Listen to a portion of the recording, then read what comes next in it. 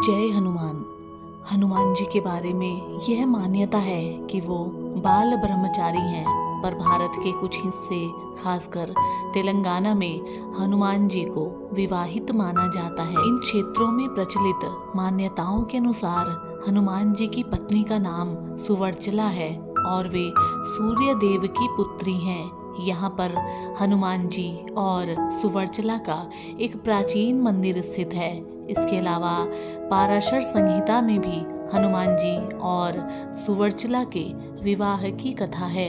यह मंदिर तेलंगाना के खम्मम जिले में स्थित है। यहाँ हनुमान जी और उनकी पत्नी सुवर्चला की प्रतिमा विराजमान है।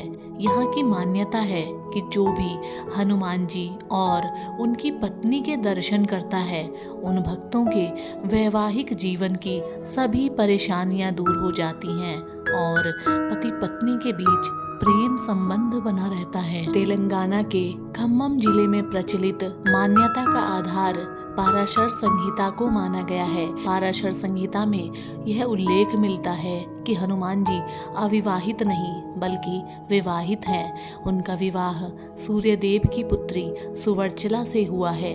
संहिता के अनुसार हनुमान जी ने सूर्यदेव को अपना गुरु बनाया था। सूर्यदेव के पास 9 दिव्य विद्याएं थी। इन सभी विद्याओं का ज्ञान बजरंगबली प्राप्त करना चाहते थे। सूर्यदेव ने इन 9 में से 5 विद्याओं का ज्ञान तो हनुमान जी को दे दिया, लेकिन शेष 4 विद्याओं के लिए सूर्य भगवान के समक्ष एक संकट खड़ा हो गया।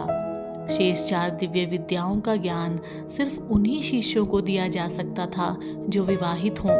हनुमान जी बाल ब्रह्मचारी थे, इस कारण सूर्यदेव उन्हें शेष 4 विद्याओं का ज्ञान देने में असमर्थ हो गए। इस समस्या के निराकरण के लिए सूर्यदेव ने हनुमान जी से विवाह करने की बात कही।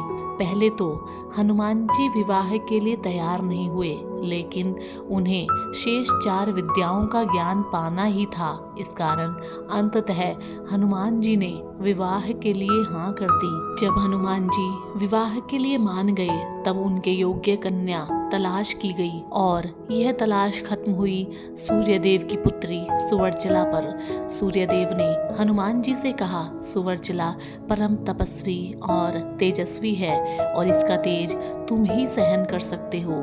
सुवर्चला से विवाह के बाद तुम इस योग्य हो जाओगे कि शेष 4 दिव्य विद्याओं का ज्ञान प्राप्त कर सको। सूर्यदेव ने यह भी बताया कि सुवर्चला से विवाह के बाद भी तुम सदैव बाल ब्रह्मचारी ही रहोगे, क्योंकि विवाह के बाद सुवर्चला पुनः तपस्या में लीन हो जाएगी। यह सब बातें जानने के बाद हनुमान जी और सुवर्चला का विवाह सूर्यदेव ने करवा दिया। विवाह के बाद सुवर्चला तपस्या में लीन हो गई और हनुमान जी ने अपने गुरु सूर्यदेव से 4 शेष विद्याओं का ज्ञान भी प्राप्त कर लिया।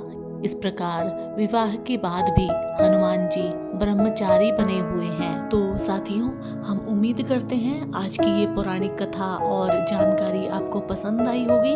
और अगर आप इसी तरीके की और कहानी देखना चाहते हैं तो आप हमारे चैनल को सब्सक्राइब कीजिए।